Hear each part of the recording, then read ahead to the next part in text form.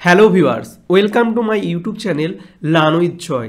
তো আজকের ভিডিওতে আমি তোমাদেরকে এবিটিএ টেস্ট পেপার 2025 সালের লাইফ সায়েন্সের অর্থাৎ জীবনবিজ্ঞানের 101 পৃষ্ঠাতে যে প্রশ্নগুলো আছে তার সমস্ত প্রশ্নের উত্তর আমি তোমাদের করে দেবো এবং ভালো করে বুঝিয়ে দেবো। আর বলে রাখি, এর আগের ভিডিওতে আমি লাইফ সায়েন্সের যে বাদবাকি সেটগুলো ছিল সেগুলোর ভিডিও করে দিয়েছি। তোমরা যদি না দেখে থাকো ডিসক্রিপশন বক্সে লিঙ্ক দিয়ে দেবো, সেখান থেকে দেখে নেবে। এছাড়া তোমাদের এবিটিএ টেস্ট পেপারের কোন পেজের ভিডিও লাগবে সেটা আমাকে কমেন্ট করে জানাবে, তাহলে আমি সেই ভিডিওগুলো তোমাদের জন্য সবার আগে করে দেবো। তো চলো আজকের ভিডিওটা আমরা শুরু করি। তো প্রথমে দেখতে পাচ্ছ 1 আছে, নিচের বক্তব্যগুলি পড়ো এবং সঠিকটি নির্বাচন করো। তো প্রথম বক্তব্য আছে, অন্তঃক্ষরা গ্রন্থি নালীযুক্ত ও উৎসেচক ক্ষরণ করে না, এটা ভুল। অন্তঃক্ষরা গ্রন্থি নালীযুক্ত না।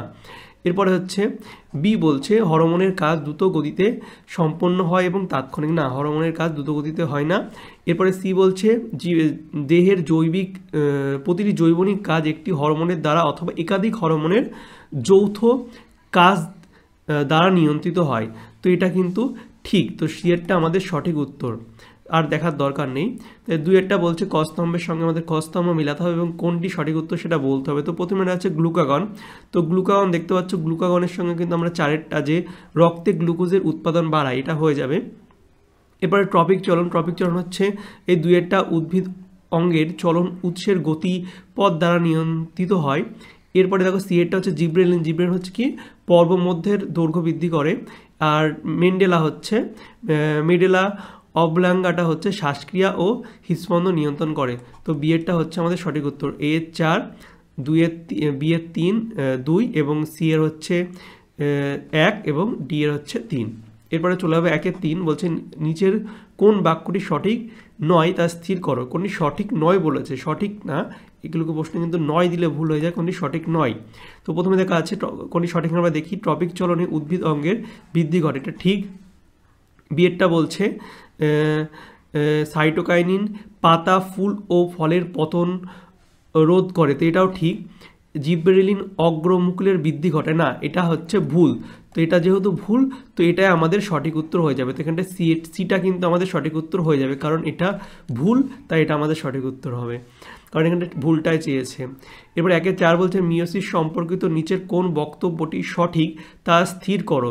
তো কোন বক্তব্যটি সঠিক দেখে নিই। তো দেখতে পাচ্ছ এটা আছে, এই বিয়োজনে মাতৃকোষ অপত্য কোষের ক্রোমোজোম সংখ্যা ধ্রুবক হয় না, এই বিভাজনে বেমতন্তু গঠিত হয় না, ভুল। এরপর হচ্ছে সিএরটা বলছে এই বিভাজনের ক্রসিং ওভারের ফলে জিনের সংযুক্তি হয়, তো এইটাই সঠিক উত্তর। এরপর 1 এর 5 বলছে অযৌন জনন সম্পর্কিত নিচের কোন বক্তব্যটি সঠিক। তো বক্তব্যগুলি সব পড়ি। প্রথমটা আছে দুটি বিপরীত লিঙ্গের জীব থেকে অপত্য জন্মায় না, মিওসিস পদ্ধতিতে গ্যামেট উৎপন্ন না। সিএরটা বলছে অপত্য জীব জনিত জীবের ন্যায় জিনগত বৈশিষ্ট্যের অধিকার করে। তো হ্যাঁ, সিএরটা হচ্ছে সঠিক উত্তর। এরপরে 1 এর 6 নিচের কোন জোটটি সঠিক তা কী করতে হবে, নির্বাচন করতে হবে কোন জোটটি সঠিক। তো এখানটা দেখো টেলোফেজ কি বেমতন্তুর অবলুপ্তি, এটা হচ্ছে সঠিক। এরপরে 7 বলছে দুটি শঙ্কর লম্বা টিটি মটর গাছের সংকরণের ফলে প্রথম বংশের যত সংখ্যক শতাংশ শঙ্কর লম্বা মটর গাছ পাওয়া যায় সেটা হচ্ছে 50% কিন্তু এই টিটি থেকে কিন্তু পাওয়া যায়। এরপরে 1 বলছে স্বাভাবিক পুরুষ মানুষের ক্যারিওটাইপ কি হতে পারে। তো আগের সেটে আমরা কিন্তু মহিলাদের দেখেছিলাম, এবার দেখবো হচ্ছে পুরুষদের। তো পুরুষদের কি 44A + X হয়। এরপরে দেখো পরেরটা বলছে পাখির ডানা ও প্রজাপতির ডানা কি অঙ্গ, এটা হচ্ছে কি সমবৃত্তীয় অঙ্গ। এরপর 1 এর 10 বলছে জীবের কোন প্রয়োজনে মৌমাছি ওয়াগল নৃত্য করে, তা ওয়াগল নৃত্য করা হচ্ছে খাবারের উৎস সন্ধান করার জন্য। এরপর 1 এর 11 বলছে নিচের কোন অণুজীবটি নাইট্রোজেন স্থিতিকরণের সঙ্গে সংশ্লিষ্ট নয়, তা হলো তো নাইট্রোজেন রাইবোজোম, ঠিক আছে। সিউডোমোনাসটি সঠিক উত্তর হয়ে যাবে। চলে যাবো পরের পেজে। তো আগের ছিল 12 বলছে অ্যালগাল ব্লুম যে পরিস্থিতিতে ঘটে, অ্যালগাল ব্লুম হচ্ছে ইউট্রোফিকেশনে ঘটে। 13 বলছে শব্দ দূষণ সম্পর্কিত নিচের কোন ফলাফলটি সঠিক নয় তা স্থির করো। সঠিক নয় কোন দেখতে হবে, শব্দ দূষণ। তো হৃদস্পন্দনের বৃদ্ধি হয়, রক্তচাপ বৃদ্ধি হয়ে যায়, শ্রবণ ক্ষমতা নষ্ট হয়ে যায়, ডিসলেক্সিয়া কিন্তু হয় না। তো এটা হচ্ছে সঠিক উত্তর। নিচের কোন জোটটি সঠিক তা আমাদের নির্বাচন করতে হবে। তো এখানে দেখতে পাচ্ছ ডিএরটা কি আছে, সুন্দারল্যান্ড হচ্ছে অর্কিড, এটাই সঠিক উত্তর। নিচের কোনটি সুন্দরবনের পরিবেশগত সমস্যা নয় তা নির্ণয় করে। তো সুন্দরবনের পরিবেশগত সমস্যা নয় বলেছে, নয়, দেখো সব নয় দিচ্ছে। তো খাদ্যের সংখ্যার ভারসাম্যর ব্যাঘাত, এটা হবে। সমুদ্রের জলের উচ্চতা বৃদ্ধি, হ্যাঁ। সেটা হচ্ছে মিষ্টি জলের পরিমাণ বৃদ্ধি, না মিষ্টি জলের পরিমাণ বৃদ্ধি হচ্ছে না। তো এটা হচ্ছে সঠিক উত্তর। মিষ্টি জলের পরিমাণ বৃদ্ধি হলে ভালো, আমরা খেতে পারবো, কিন্তু এটা হচ্ছে না, নোনতা জল বেশি বাড়ছে। তো চলে যাবো পরের প্রশ্নগুলো আমাদের। শূন্যস্থান পূরণ 2-1 বলছে ডিম্বাশয়ের কর্পাস লুটিয়াম থেকে ড্যাশ হরমোন নিঃসৃত হয়। তো এখান থেকে কিন্তু আমাদের প্রোজেস্টেরন হরমোন নিঃসৃত হয়। তারপর বলছে ড্যাশ দশায় আরএনএ ও প্রোটিন সংশ্লেষ হয়। তো G1 দশায় হচ্ছে আমাদের আরএনএ ও প্রোটিনের কিন্তু সংশ্লেষ হয়। 2-3 বলছে উভয়লিঙ্গ ফুলের পুংকেশর অপসারণকে কি বলে? এটাকে বলে এমাস্কুলেশন বলা হয়। এটা ইম্পর্টেন্ট একটা প্রশ্ন, তোমরা ভালো করে পড়বে যে উভয়লিঙ্গ ফুলের পুংকেশর অপসারণকে এমাস্কুলেশন বলে। 2-4 বলছে নাইট্রিফাইং ব্যাকটেরিয়ার উদাহরণ হলো কি? নাইট্রোসোমোনাস ও নাইট্রোব্যাক্টর। তোমরা যেকোনো একটা লিখতে পারবে, আমি দুটো লিখেছি। এরপরে 2-5 বলছে ড্যাশ সংরক্ষণে রাজ্য সরকারের তত্ত্বাবধানে বিশেষ প্রজাতি বিপন্ন প্রাণী সংরক্ষণ করা হয়। তো এখানে হচ্ছে কিন্তু অভয়ারণ্য করে কিন্তু আমরা সংরক্ষণ করি।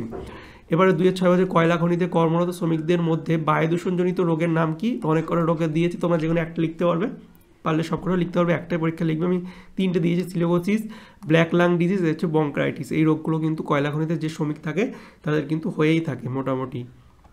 তো চলে যাবো পরেরটা, সত্য বা মিথ্যা লিখতে হবে। তো প্রথমটা দেখতে পাচ্ছ আছে অক্সিন মূল কাণ্ড পাতার অস্থায়ী অগ্রস্থ স্থায়ী কলায় উৎপন্ন হয়, না এটা একদম মিথ্যা। এরপরে বলছে অযৌন জননে গ্যামেট উৎপন্ন হয়, না এটাও মিথ্যা। এরপরে 9টা বলছে হেটেরো জাইগাস জীবে প্রচ্ছন্ন বৈশিষ্ট্যটি প্রকাশিত হয় না, এটাও মিথ্যা। নেক্সট বলছে অনুকূল প্রকরণযুক্ত জীব জনন সংগ্রামে জয়ী হয়, এটা ঠিক।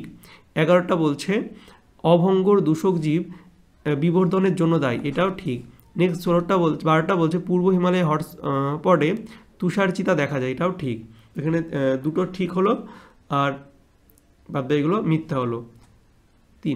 হ্যাঁ ঠিকই আছে। প্রথম 3টে হচ্ছে এখানে একটু ভুল হয়ে গেছে, এখানটায় আমাদের 7এরটা মিথ্যা হবে, 8এরটাও মিথ্যা হবে, 9এরটা এখানে সত্যি হবে, 9এরটা সত্য হবে, 9এরটা সত্য হবে, 10এরটাও সত্য, 11ও সত্য, এখানে 12টা দিইনি, 12টাও হবে হচ্ছে সত্য। তো প্রথম দুটো মিথ্যা, পরের 4টে ঘন্টায় সত্য হয়ে যাবে, এটা টাইপ করা হয়নি। তো দেখে না, এর পরেরটা বলছে স্তম্ভর সঙ্গে খস্তম্ভ মেলাতে হবে। তো আমি পাশে লিখে দিয়েছি। প্রথমে আছে লঘু মস্তিষ্ক, লঘু মস্তিষ্কের সঙ্গে আমরা পেয়ে যাব হচ্ছে ডিএরটা, দেহের ভারসাম্য রক্ষা করে লঘু মস্তিষ্ক, এটা ইম্পর্টেন্ট একটা প্রশ্ন। তারপরে G1 দশা হচ্ছে কি করে আমাদের? G1 দশা হচ্ছে নন হিস্টোন প্রোটিন সংশ্লেষ। এরপর হচ্ছে অটোজোম বাহিত রোগ হচ্ছে থ্যালাসেমিয়া, অটোজোম বাহিত রোগ। এরপর হচ্ছে রেটিয়া মিরাবিলিয়া হচ্ছে মাছের প্লবতা বৃদ্ধি। এরপর হচ্ছে গির অরণ্য হচ্ছে এশিয়াটিক সিংহ, এবং হচ্ছে পত্রজ মুকুল হচ্ছে পাথরকুচি পত্র মুকুল দেখা যায়।